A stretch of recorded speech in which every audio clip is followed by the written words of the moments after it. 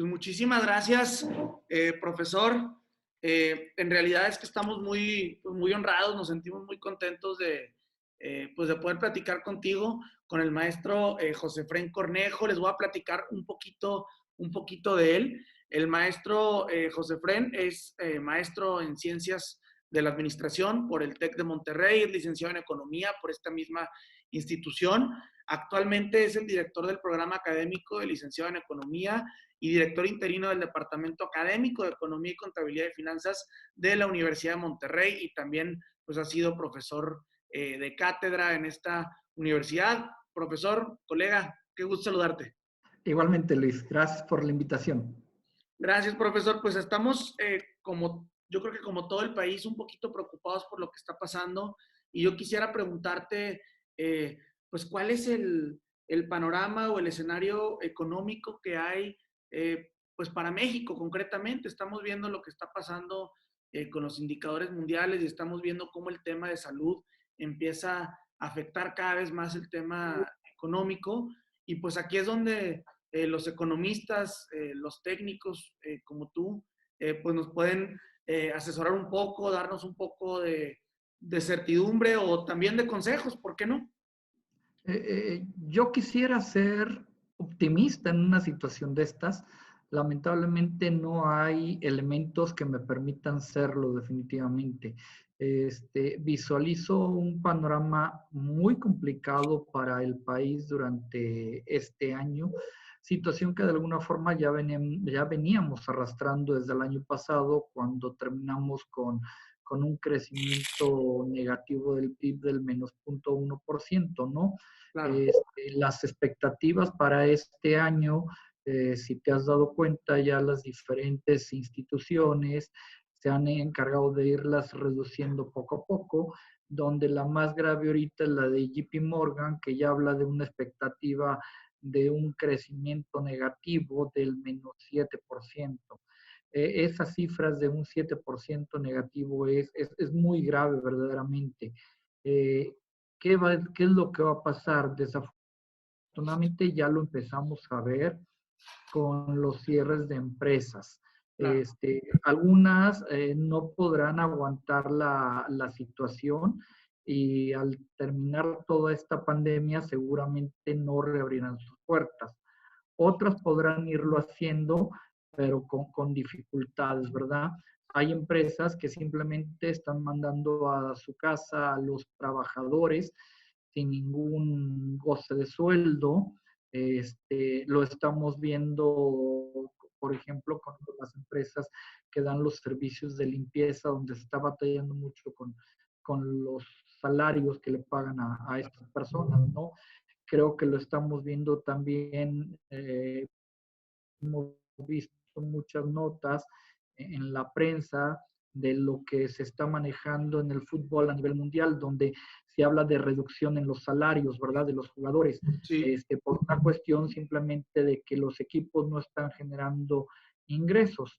Claro. Más allá de si los sueldos que perciben los jugadores son buenos, son justos, son elevados, etcétera, más allá de esa situación queda claro que es algo que no se debería estar presentando de esta manera. Es decir, Claro.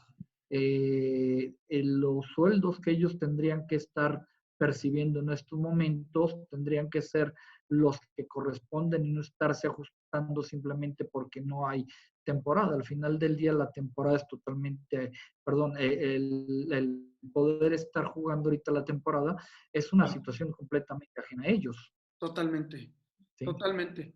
Pero Entonces, entonces, sí se ve un panorama difícil. o sea, tú dices, el panorama de por sí ya no era muy alentador, que digamos, Pero, antes de todo esto, sí. y ahorita en esta expectativa del crecimiento de menos 7, ¿cuándo fue la última vez que México creció al menos 7? ¿En qué año?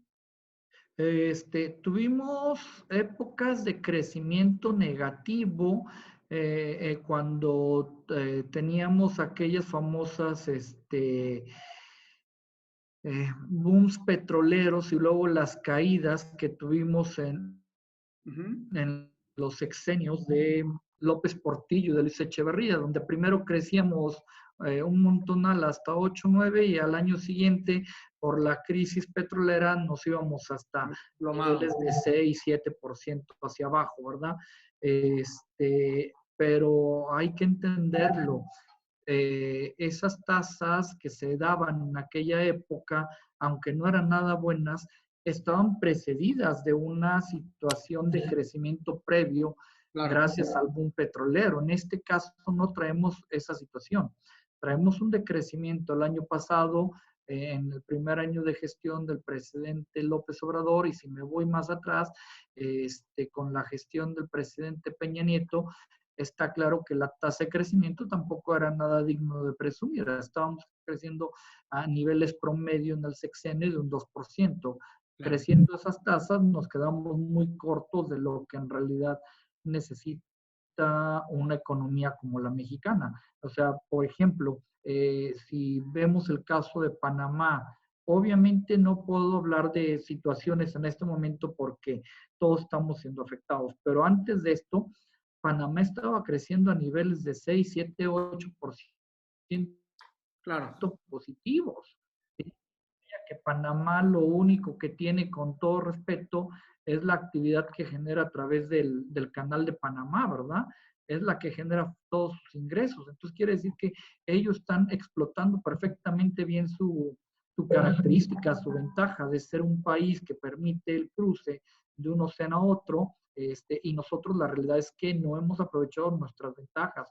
La posición geográfica que tenemos no la hemos explotado, o sea, dependemos terriblemente de la economía norteamericana un 84-85%, y cuando la economía de arriba se nos cae, pues terminamos afectados, ¿no?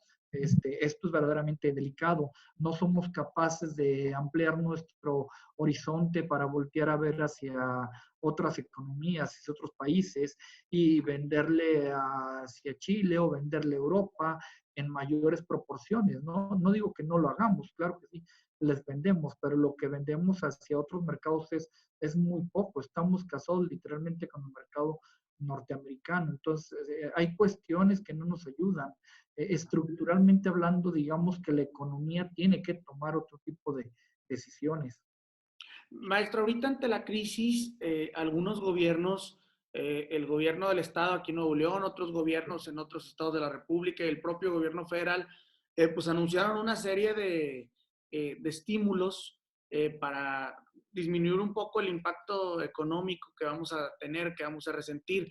Desde tu punto de vista, al menos en lo que tiene que ver con el gobierno federal, ¿son los estímulos adecuados? ¿Se parece o no se parece a lo que están haciendo otros países? ¿Funcionará, no funcionará? ¿Funcionará más o menos?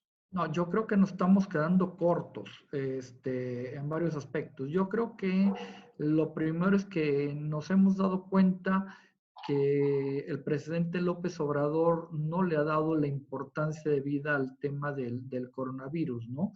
Y la serie de medidas que estamos tomando ahorita me parece que vienen un poco tarde, ¿no? ¿Cuánto tiempo le escuchamos decir que podíamos seguir con la política de besos y abrazos y el no distanciamiento y todo lo demás, ¿verdad? Y sus expresiones de salgan a la calle porque aquí no pasa nada, o de que estamos protegidos a través de una serie de estampitas, ¿no?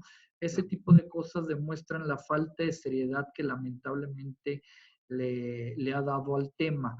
Y hoy que se requiere el apoyo para las empresas, su respuesta ha sido no, porque requiere él también dinero para seguir con su programa de apoyo social. Ya vemos que él trae una política muy fuerte de programas sociales, ¿no? Y estos programas sociales, claramente, me queda muy claro, requieren un financiamiento. Claro. Y ese financiamiento, por supuesto, que está muy reducido. O sea, o va por el lado de emisión de deuda, o va por el lado de captación de impuestos, o va por el lado de la venta de bienes y servicios públicos. Claro. En la parte de bienes y servicios públicos, pues está cayendo la demanda de gasolina, y más se va a caer claramente con esta pandemia, donde la gente ya no sale y por supuesto que el consumo se va a disminuir, ¿verdad? Si lo vemos por el lado de los derechos, como los pasaportes y licencias y demás, pues tampoco se van ahorita a generar. Entonces, por ese lado, la entrada de recursos del gobierno va a ser muy, muy baja. Si le damos por el lado los ingresos petroleros, pues ni qué decir, con un barril de petróleo que estamos manejando En los en suelos. dólares contra una previsión que se había hecho de 49, estamos recibiendo la quinta parte de lo que habíamos dicho. Entonces, es como recibir 20 centavos de cada peso que estábamos esperando para poder gastar. Lo pone en un predicamento muy difícil. Él ha dicho siempre que no va a aumentar la deuda y por lo tanto técnicamente la única salida que le queda es la parte impositiva, pero la realidad es que también los impuestos no van a caer. Básicamente hay dos grandes fuentes de impuestos en este país y yo creo que todos lo sabemos. Ujú. Uno es el IVA y otro es el ISR. El IVA evidentemente se nos va a caer cuando el consumo se va a pique, ¿no? Y cuando las ventas de las empresas también se están yendo hacia abajo.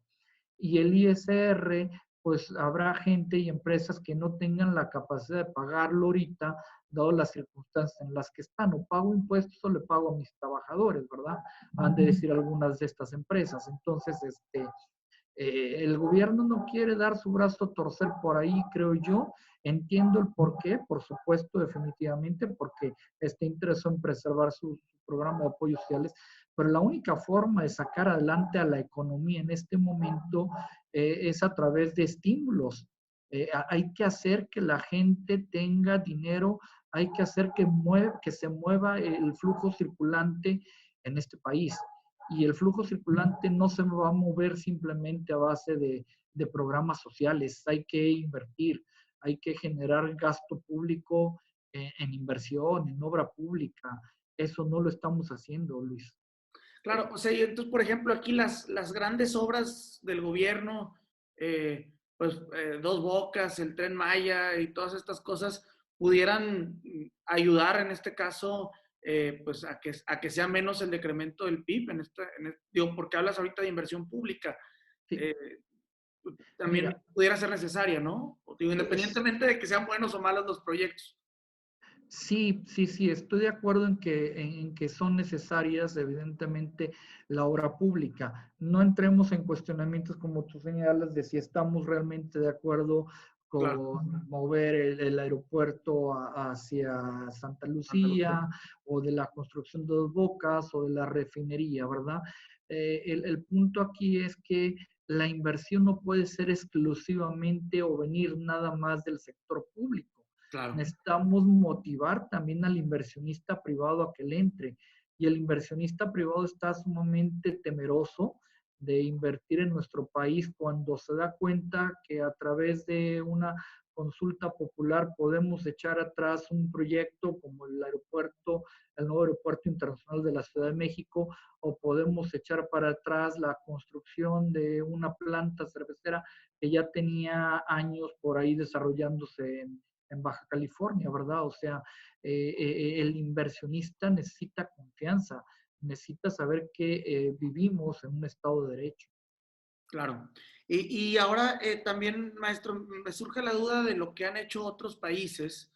Ahorita hablabas de dos principales ingresos, que son el IVA y el ISR. Sí, He escuchado por ahí que otros países lo que han hecho pues es prácticamente exentar inclusive hasta las grandes empresas, ¿no? por Del supuesto. pago de los impuestos más significativos del país, con una lógica de, bueno, aprieto ahorita, pero pues mejor ahorita y no después que ya no haya quien me pague impuestos, ¿no? Mejor dejo de recibir en este momento en lugar de dejar de recibir un año, mejor que sea unos meses, ¿no? Totalmente, estoy de acuerdo. Yo creo que la medida que se tendría que hacer ahorita en este momento, una es acelerar las devoluciones de impuestos para aquellas empresas y personas físicas que ya hayan presentado su declaración y que traigan por ahí saldos a favor, ¿verdad? O sea, eso es lo primero. Lo segundo es, quienes no lo han hecho por la situación que sea, extender los plazos para no obligar y no comprometer ahorita a la gente a tener que pagar los impuestos. Me parece que esa parte sería fundamental. También vemos, por ejemplo, que en el caso de Estados Unidos, el presidente Trump ordenó un rescate financiero importante para la parte del sector salud, que acá tampoco lo hemos hecho. Más bien estamos esperando que paguemos impuestos para poder generar esos recursos. Es decir, no podemos estar dependiendo de otras cosas, y menos en una circunstancia tan difícil como la que hoy día tenemos. Por eso es que te comentaba al principio, lamentablemente mi expectativa no es precisamente la más optimista. Claro. Yo que más quisiera que lo fuera como economista que soy, pero no veo el cómo. Ya. Maestro, digo, realmente gracias por la sinceridad y en ese mismo sentido, cuando pasan estas cosas, pues la gente suele o solemos entrar en pánico y solemos tomar reacciones que a lo mejor no siempre son las más adecuadas. Vamos a Sí. suponer, vemos que el dólar está subiendo y nos lanzamos y nos abrazamos todos a comprar dólares, ¿no? O es más, si lo vemos en términos de microeconomía, hombre, las compras de pánico simplemente que se dan, o ciertos mecanismos o esquemas a los que recurre la gente como, pues no sé, a lo mejor muchos dicen, mejor saco mi dinero de México, déjamelo guardo en un fondo de otro banco, de otro país.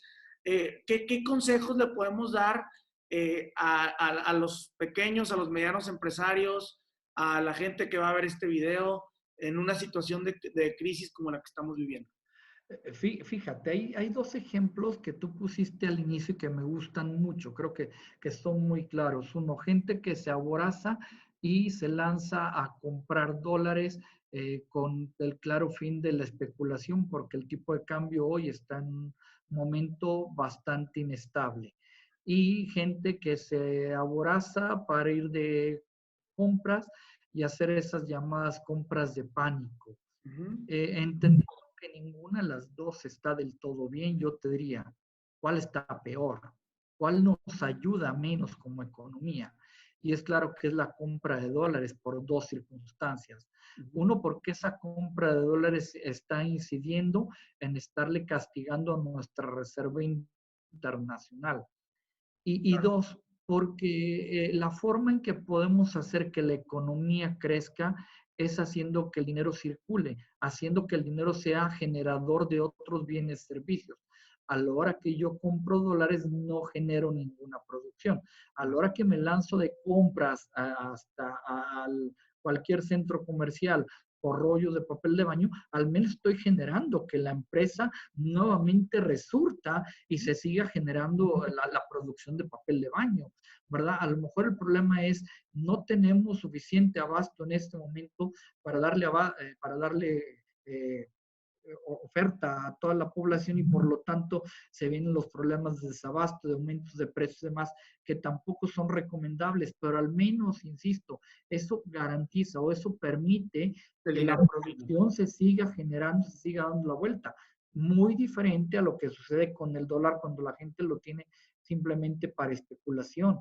Por eso me parece que había que hacer esos señalamientos, ¿no?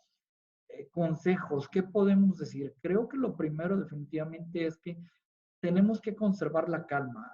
Hay que entender que estamos en una situación que está ajena a cada uno de nosotros. ¿Qué quiero decir con esto? Nosotros tenemos que seguir cumpliendo en nuestras instituciones, en nuestras labores, en lo que nos toca y en lo que nos corresponde, tratando de hacer las cosas de la mejor manera posible. No puedo evitar que el día de mañana me vayan a decir, ¿sabes qué? Te tengo que liquidar porque ya no me da. Ya no tengo para pagarte. Exacto, ya no tengo para pagarte. Pero es algo que no lo podemos evitar el día de hoy. Es algo que si va a pasar desafortunadamente, nos va a pasar. ¿Qué es lo que tenemos que hacer? Actuar de la mejor manera posible para que si ese escenario se presente, no sea conmigo, ¿verdad? Y Claro. sea con mi vecino, que Dios no lo quiera tampoco, ¿verdad? Pero yo tengo que demostrar que a pesar de las circunstancias, sigo siendo útil para la empresa, para la organización, ¿verdad?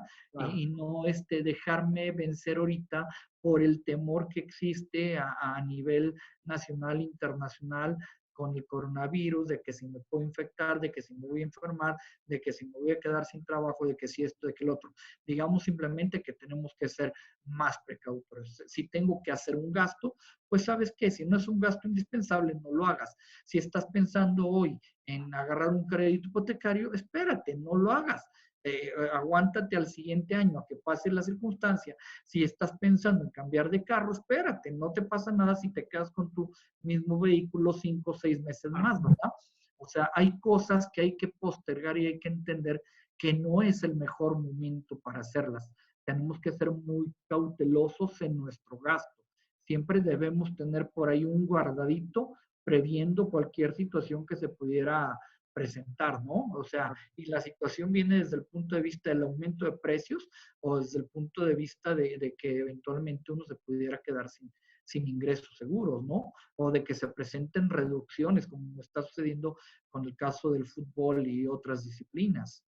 Claro. O sea, básicamente, maestro, es entender que estamos en una situación difícil, pero parte de esta situación difícil, pues tiene que ver con factores completamente ajenos Así es. a las personas del día a día. Sí. Entonces, entender que esos factores, pues así como llegaron, así también se van mañana y hay Claro. que esperar mejores tiempos y mejores momentos y por lo pronto pues dar lo mejor que tenemos, ¿no? Finalmente, como mexicanos, pues hemos estado en peores crisis.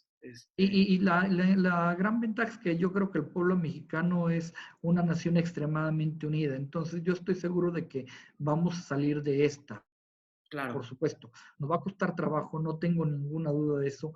Va a ser un año muy difícil porque más allá de que todo esto del coronavirus pueda a lo mejor pasar hacia mediados de año o poco más y que nos quede un segundo semestre, voy a decir ya no tan negativo, está claro que la inercia que ya traemos es muy, muy mala, muy negativa y no nos va a ayudar o a soltar como para decir hacia diciembre me recupero. La realidad es que está muy complicado. Hay que entender que vamos a tener como sociedad un año muy difícil.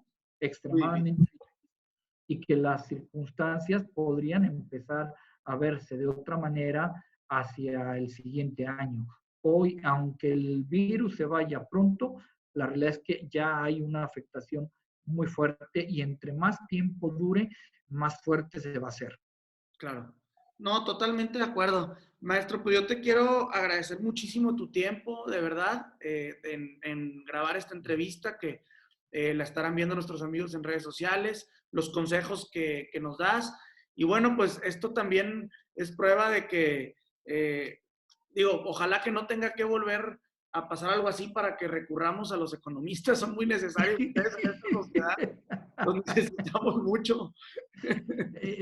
Yo creo que al final del día hacen falta economistas en este país para que se tomen mejores decisiones, porque hay cuestiones donde claramente las decisiones que se han tomado no son las correctas. O sea, a mí me preocupa mucho la parte que te comentaba de los impuestos. Nunca hemos ido por una verdadera reforma fiscal Claro. que haga que de toda la cantidad de impuestos diferentes que tenemos, como tienes un predial, como tienes un impuesto sobre nómina, como tienes un ISAN, como tienes cualquier otro, resulta ser que estamos apostando todos los huevitos de los impuestos en una sola canasta donde hay dos y si esa canasta se nos cae, se nos rompió completamente todo el esquema, porque resulta ser que entre esos dos impuestos estamos captando más del 80% de los ingresos. No es posible que el 80% de los ingresos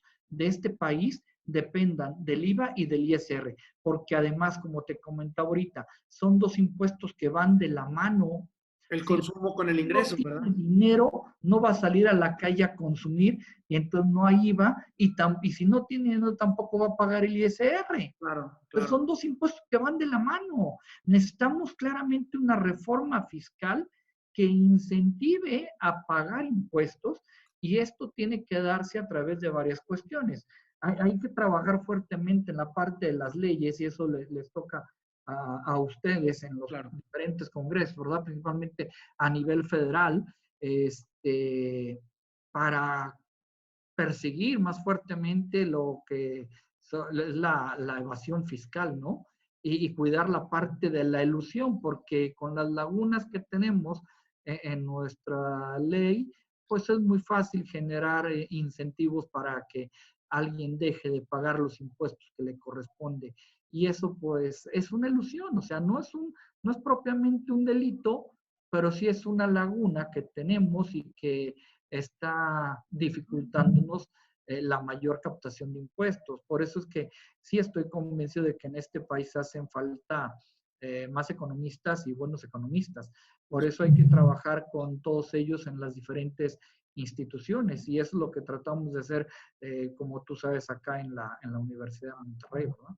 Tiene mucho sentido, o sea, en el tema de los estos dos impuestos, pues si yo gano menos, pues consumo menos, si gano más, consumo más, entonces lo único que estás grabando aquí es el consumo y el ingreso, entonces te haces altamente dependiente. Y por Así otra es. parte, en el tema de la evasión fiscal, yo algo que puedo, digo, además de que sí coincido en que se necesitan mejores leyes, cada que hay una reforma fiscal, siempre se dice que se va a acabar el problema y siempre se dice que ese es el principal problema a atacar. Y Y no lo pues hemos hecho. la evasión sigue por, por el andamiaje institucional, por la ley, pero también por un elemento que considero esencial. No hay confianza institucional. O sea, el gobierno no confía en el ciudadano no confía en el gobierno. Entonces, si no confiamos uno en el otro y no trabajamos en equipo, pues no sé cuándo lo vamos a resolver, ¿verdad? Estoy de acuerdo, claro, Creo claro, que cierto. la recaudación pues es importantísima, pero también darle certeza al que paga impuestos de que lo que recauda realmente se va a destinar al bienestar social, ¿verdad? Y no al bienestar de alguna persona ya sabes, en fin. Sí, sí, sí. O sea, tenemos dos problemas. Tenemos un problema claramente por el lado de la captación, pero tenemos otro también más serio por el lado de la ejecución del gasto. O Exacto. sea, ese es el detalle, tenemos doble el problema, la captación y la ejecución del gasto, toda la parte de corrupción que aparentemente se está combatiendo, ¿no? Así es. Profesor, pues muchas gracias por tu tiempo. Qué gusto, Luis, gracias. Igualmente me pongo a tus órdenes, te mando un abrazo pues suerte ahí en la casa trabajando. Claro que sí, sigamos adelante. Muchas gracias y felicidades por la labor que desempeñas. Gracias, igualmente, profesor. Gracias.